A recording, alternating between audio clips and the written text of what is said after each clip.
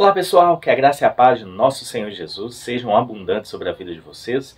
Sou o pastor João Paulo Fonseca, estamos juntos para mais um review e hoje eu quero apresentar um livro muito importante para você que quer entender essa temática tão polêmica em nossos dias atuais. Cristão homoafetivo? É uma pergunta. O autor é o Lisânias Moura, editora Mundo Cristão. Um olhar amoroso à luz da Bíblia. Então muita gente já até me mandou mensagem me perguntando a respeito desse livro, perguntando qual é a temática dele, qual é a linha de pensamento, se é uma linha secular, se é uma linha bíblica, ortodoxa. E a gente vai estar apresentando esse livro e deixando de indicação para vocês também, caso vocês queiram adquirir, porque é um livro que trabalha de forma equilibrada e bíblica esse assunto tão polêmico sobre a questão da homoafetividade. Se inscreva aqui no nosso canal, deixa o seu like e vamos lá para a mesa que a gente vai estar mostrando em detalhes essa obra da editora Mundo Cristão. Muito bem, pessoal, que nós estamos com o livro do Lisânias Moura, Cristão Homoafetivo. É uma pergunta. Um olhar amoroso à luz da Bíblia, editora Mundo Cristão. Um amigo, certa vez, me mandou uma foto desse livro, né? E ele colocou embaixo assim: olha só o que nós temos, Deus me livre. Olha o que o povo já está escrevendo. Aí eu falei com ele: mas você acha que esse livro vai trabalhar sobre o quê? Ah, para mim vai falar sobre um cristão ser homoafetivo, um cristão viver na prática. Eu falei: não é bem assim. E aí eu mostrei para ele que o livro vai trabalhar uma temática diferente daquilo que ele estava pensando. O detalhe é que esse livro ele vem com essa, tipo um encarte que você pode tirar. E olha só, a capa dele não tem nada escrito, só tem aqui umas cores, né? O nome do autor e também tem aqui na contracapa informações sobre o livro. Para você fazer a leitura tranquila, dentro do ônibus, ou você dar de presente para alguém, a pessoa não vê a capa e já achar estranho, como esse amigo meu achou estranho nesse pequeno encarte aqui, que vem junto com a capa. É um livro que tem aí 200 páginas mais ou menos. E a gente vai mostrar o que ele trabalha, tá? Eu fiz a leitura. Gente, é um livro muito bom. Na minha opinião, é o melhor livro, um dos melhores livros que trabalham a temática de forma pastoral, de forma bíblica, de forma equilibrada, tá? Tem algumas indicações aqui na primeira página. Os livros que vêm com aquela orelhinha de marcação de página, que particularmente eu não uso. E aí tem aqui, ó, Cristão Homoafetivo, um olhar amoroso à luz da Bíblia. Tem aqui a ficha catalográfica, tem aqui uma dedicatória, e aí nós entramos no sumário. São exatamente 6 capítulos, e nesses 6 capítulos a gente tem, ó, homoafetividade à luz da Bíblia. Como Deus vê a homoafetividade? Uma pergunta, né? 2, ser, sentir, fazer. O que está de errado com a homoafetividade? O autor ele prefere usar essa expressão, tá? E a gente vai seguir a maneira como ele coloca. Jesus e os excluídos. Como Cristo trataria um homoafetivo? 4. Sou cristão e sou gay. Pode ser? Vai explicar. Meu filho é gay. O que eu faço? Também vai explicar, né? Aí o capítulo 6. Quando a igreja encontra o homoafetivo. E aí tem aqui a conclusão. E o outro ponto, quando o pastor ou líder admite a homoafetividade. Então são assuntos espinhosos, né? Mas o autor ele procura a palavra de Deus para poder trazer explicação sobre esses assuntos. Tem aqui agradecimentos, tem aqui uma apresentação, que é uma apresentação clara, dizendo que esse assunto é espinhoso, mas o autor consegue um equilíbrio. Tem aqui um prefácio, trazendo a temática do livro, o que o livro vai abordar, o que o livro vai trabalhar. E aí entramos na introdução. E na introdução, ele explica algumas coisas muito importantes, né? Com relação ao movimento que existe, LGBT, que traz uma explicação que há uma maneira certa de viver, que pode viver dessa forma. E aí ele já desconstrói com essa frase. A Bíblia deixa claro que o amor de Jesus não depende de cor, nível social, escolaridade e muito menos orientação sexual. Cristo quer dar a todos vida plena e abundante ao mais amplo sentido da palavra. Mas, porém, contudo, entretanto, ele vai explicar que é diferente de Deus amar o pecador e não compactuar com o pecado. É o que ele vai explicar. E aí ele traz no livro a dinâmica de uma situação, né? É como se fosse uma situação de gabinete. Um rapaz, um homem que era casado com uma mulher, mas aí ele trai a esposa ao se relacionar com um outro homem. A temática é essa, né? E aí isso chega lá no ouvido do pastor, e o pastor vai trabalhar com relação a aconselhar esse rapaz sobre o que fazer. Então, capítulo 1, homoafetividade à luz da Bíblia. Como Deus vê a homoafetividade? Então, Deus me fez assim, como posso mudar? Essa foi a reação de Cláudio, irmão de Roberto, quando um amigo próximo soube da revelação e procurou para uma conversa. Então, aconteceu essa situação, os nomes aqui, claro, são fictícios, né? Mas o Cláudio aceitou o convite para conversar com o pastor que não era da igreja que ele pertencesse. Cláudio era líder, fazia várias coisas no ministério, acho que de casais, enfim. E aí o pastor começa a explicar, e aí o autor ele faz um paralelo, né, trazendo passagens bíblicas. Homem e mulher os criou. Homem e mulher têm em comum, entre outras coisas, coração, fígado, rins, capacidade criativa, possibilidade de amar e de servir. Mas um homem não tem útero e mulher não tem próstata. Mais do que isso, embora um homem e mulher tenham cérebro, sejam inteligentes e com iniciativa própria, sua abordagem da vida é diferente, né? Então, tem algumas diferenças com relação a isso, tá? Ele vai explicando, né, a diferença dos dois e se Deus, ele... olha só que interessante. Quando Deus expressa que não é bom para o homem estar sozinho, ele não cria outro homem para Adão. O Senhor bem que poderia ter feito isso, e esse homem poderia ter sido criado com a capacidade de gerar uma criança, mas não é essa a decisão do Senhor. Ele cria um ser diferente do homem, que sai de dentro do próprio homem, que o completa inteiramente. Esse novo ser, a mulher, para um homem quem o ajuda e o completa. Então tem uma explicação bíblica com relação a isso, né? Tem aqui a história de Sodoma e Gomorra, tem a história de Juízes, tem a questão de Levítico, e ele traz uma explicação exegética também, das palavras no original.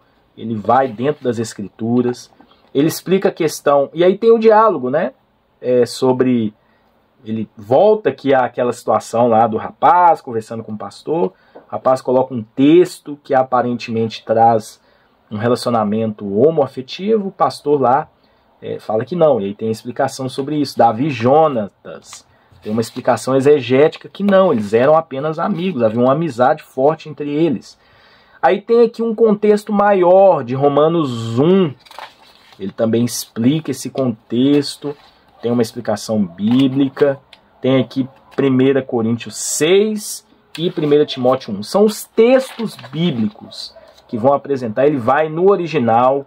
Nós já mostramos um livro, né?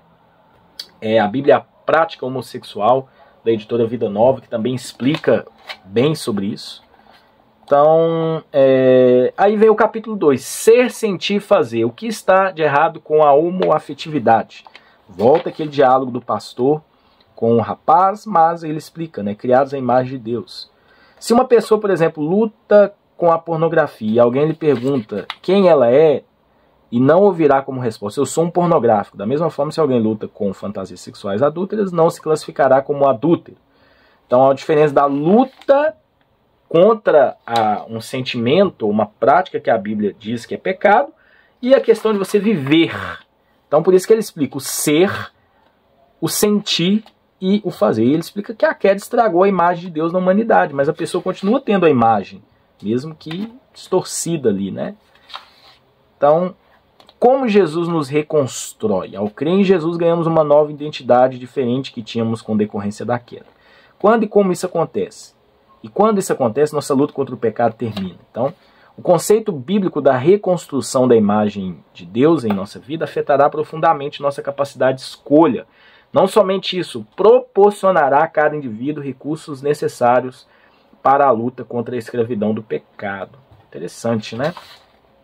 Então ele vai trazer toda essa explicação. Quando as inclinações se tornam prática, infelizmente muitos seguidores de Jesus preferem ouvir a sabedoria do mundo a ouvir a sabedoria de Deus. A cultura tem procurado incutir na mente das pessoas que a homoafetividade é o caminho alternativo ao plano de Deus para um relacionamento homem e mulher. Acrescentam ainda a ideia de que todos merecem ser felizes. Se Deus é amor, ele deve querer que as pessoas se amem, etc. Né? Mas ele explica também que mesmo o seguidor de Jesus homoafetivo não está imune a cair numa relação sexual homoafetiva, da mesma forma que muitos heterossexuais sucumbem a tentações extraconjugais. Ele explica que tudo é práticas pecaminosas com base no capítulo anterior que ele trouxe a explicação. No contexto da homoafetividade, o ser, o sentir, o fazer se entrelaçam. Quando o homem opta por uma vida homoafetiva, esse pecado danifica a imagem de Deus nele. Mas quando esse homem decide crer em Jesus, ele inicia uma nova vida, é feita uma nova criação. Interessante, né? Capítulo 3, Jesus e os excluídos. Como Jesus trataria um homoafetivo? Lembrando que não há nos evangelhos nenhum registro de Jesus encontrando ali um homoafetivo. Mas temos vários registros de como ele tratou pessoas que faziam parte de uma classe excluída, como, por exemplo, a mulher excluída pelo adultério, ou como, por exemplo, aquele que foi excluído pela corrupção, Zaqueu, ou talvez aquele que foi excluído pela sua etnia, moralidade, espiritualidade, caso da mulher samaritana, ou aquele que foi excluído por ser imutável, como, por exemplo, aquele que estava endemoniado. Então, a gente entende que a graça não é barata, mas é concedida a quem crê, mesmo para aquele que se considera sem esperança. Jesus também acolheu o excluído pela falta de fé. E Jesus acolheu o mais excluído de todos, né? O leproso, ou os leprosos. Mas a gente percebe que Deus não deixou eles da maneira que eles eram. Jesus não deixou dessa forma. Jesus, ele purificou ou transformou a vida dessas pessoas que abandonaram as suas práticas.